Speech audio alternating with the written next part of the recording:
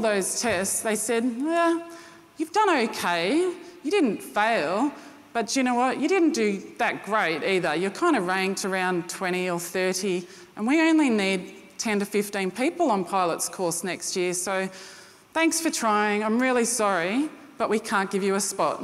But you can come back in 1 year's time and you can sit the tests again. Now, I was devastated. I was embarrassed, I felt like a failure, and everyone knew that I'd been applying, so everyone knew now that I'd failed. I felt terrible. And at the time, I just had to go on and graduate from my degree and from ADFA, and this is our grad day. And then I got posted up to Richmond, where I worked as a logistics officer in the Air Force. Now, I spent about 6 months wondering, what should I do?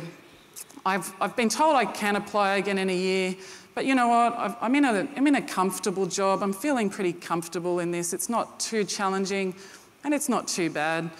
And I was really, really scared that if I applied one more time, that I would fail again. And I didn't want to feel like that again. Nobody likes feeling like a failure. But I realised I had to think about it. The fact that I was scared, what was I scared of?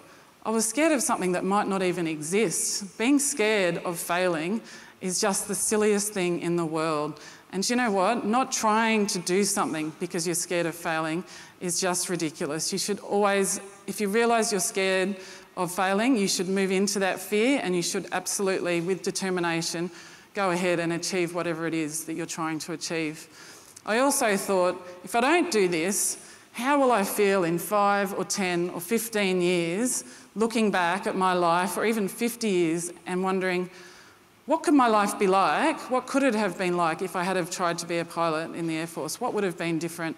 And I realised that I had nothing to lose. So what I did, I worked really, really hard. So I worked hard, I went and sat those tests again, and then recruiting rang me up and they said, you know what, you did great.